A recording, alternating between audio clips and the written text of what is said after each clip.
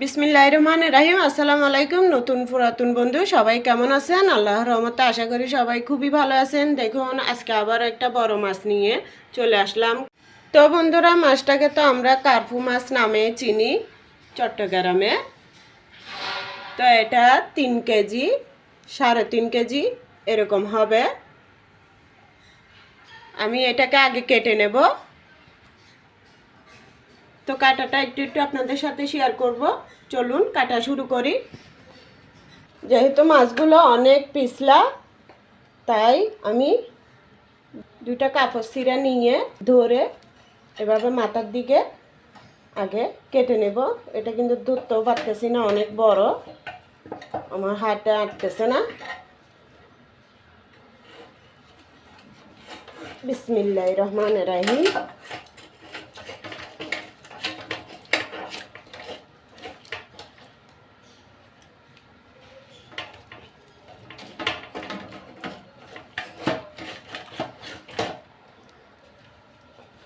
তো বন্ধুরা, সালি থাকলে সালি দিয়েও করা যায়।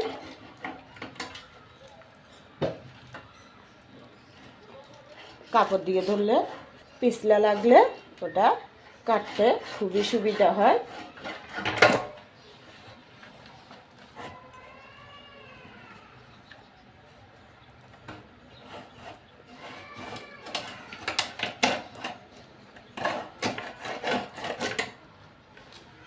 লেজের সাইডটা আগে কেটে নিলাম। দেখি ডিম হয়েছে নাকি, মনে তো হচ্ছে ডিম হবে। এখন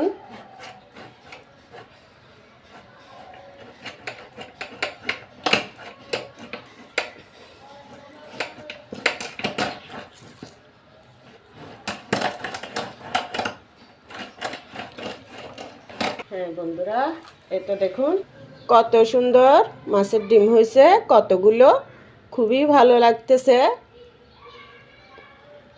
পেটিটা পুরোটা কেটে নিলাম, এরপরে ডিমটা ছাড়িয়ে নিচ্ছি আমি।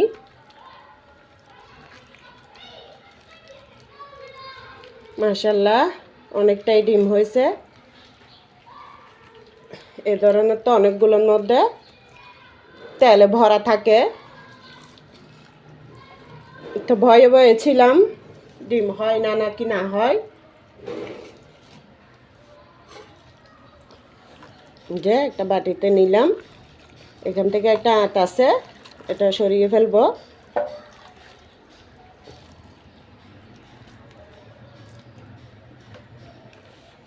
এটা এই পিঠটা কিন্তু খুবই সাবধান, এটা যদি একবার গলে যায় তাহলে কিন্তু পুরো মাছ ডিম সব নষ্ট হয়ে যাবে, মানে তিতা হয়ে যাবে।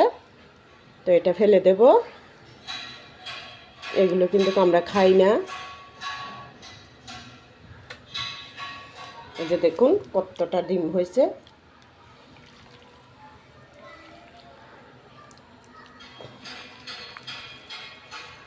কত ভালো লাগতেছে না বন্ধুরা? তাই আমি আপনাদেরকে বারবার সুন্দর করে এটা দেখাচ্ছি। এগুলো খাওয়া লাগে না বন্ধুরা, এগুলো দেখলে মনটা ভরে যায়। এতে দেখুন ডিমটা কেরম ভাজে ভাজে, কাপড়ের ভাজ যেরকম, এরকম ডিমের ভাজটাও এরকম হয়ে গেছে। কত সুন্দর লাগতেছে, মাশাআল্লাহ, অনেক ভালো লাগতেছে বন্ধুরা। তো যাক, এটা নিয়ে তো বসে থাকলে হবে না ভিডিও নিয়ে। তো এটা আমি আজকে রেখে দেব, এটা দিয়ে একসময় একটা রেসিপি করে আপনাদের সাথে শেয়ার করব। এটা তো আমরা চট্টগ্রামে ফতনা বলি। তো বন্ধুরা দেখুন, এভাবে আমি টানা দিয়ে এক সাইডে ধরছি, আরেকটা ছোটো টানা দিয়ে এটাকে ধরে সব মাছের ইয়েগুলো কেটে নেব। এভাবে ধরলে খুবই সুবিধা হয়।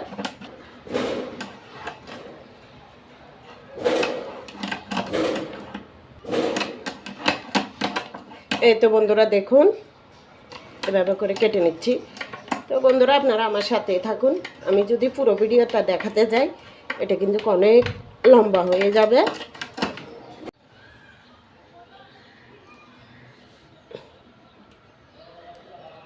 এভাবে করে এই তো বন্ধুরা অর্ধেকটা তো কাটাই হয়ে গেছে, দেখুন যা রক্ত, এটা একদম টাটকা মাছ ছিল, খুবই রক্তর ভরা। তো আমি আবার এই দুটোকে এভাবে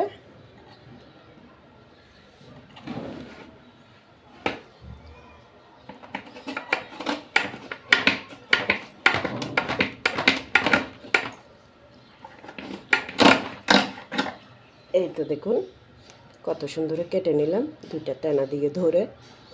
ছালি দিয়ে ধরলেও এভাবে সুবিধা হয়, তবে ছালিতে একটু ময়লা হয়ে যায় বেশি, তাই আমার থেকে ছালিও আছে। কিন্তু এই ধরনের পিছনা মাছগুলো একটু কাপড় দিয়ে ধরে কাটলে সুবিধা হয়। এই যে দেখুন আমি কিন্তু এগুলো, এটা পাতলা আবরণ আছে, এই যে দেখুন মাছের, এটা যখন রান্না করব এগুলো ভালো করে আমি তুলে তারপর দিই পরিষ্কার করে রান্না করব। এখন ডাইরেক্টলি কেটে নিচ্ছি।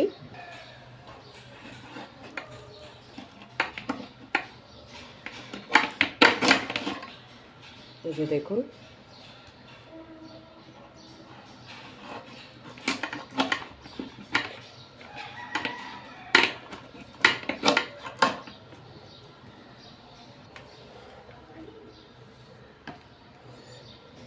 আমার শরীরটা এত অসুস্থ বন্ধুরা, আমি যে বটকির মধ্যে মাছটা কাটতেছি আমার পুরো শরীরটা কাঁপতেছে এরকম। সংসারের চিন্তা, আত্মীয় স্বজনের চিন্তা, সব দিকে অনেক টেনশন বোধ করি।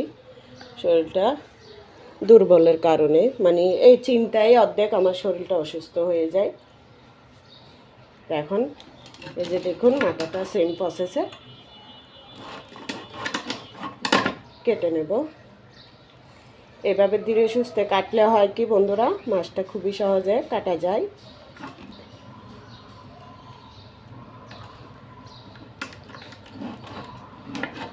পিছলার জন্য ধরাই যায় না। তো বন্ধুরা দেখুন এই যে মাথার এটাকে 2 পিস করে নিলাম, মুখের দিকের টোড়ালা।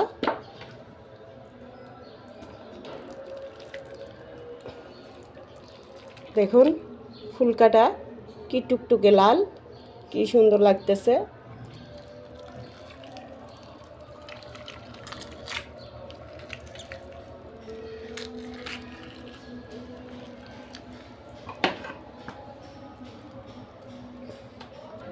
এগুলো এই যে দাঁতের মতো এগুলো ফেলে দেব।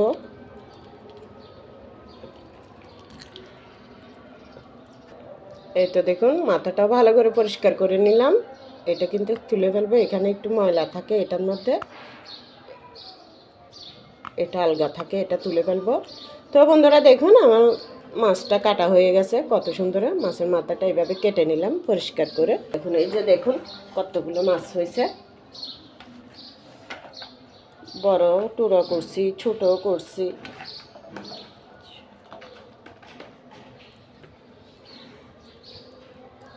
করে নিলাম।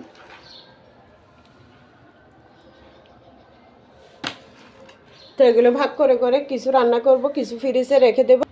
এই তো মাছের পেটিটা এভাবে কেটে নিলাম। তো বন্ধুরা আমার এই মাছকুটা যদি আপনাদের ভালো লেগে থাকে তাহলে ভালোবাসা দোয়া দিয়ে আমার পাশে থাকবেন, ইনশাল্লাহ আমি আপনাদের পাশে থাকব। তো সবাই ভালো থাকবেন, আল্লাহ হাফেজ, আসসালামু আলাইকুম।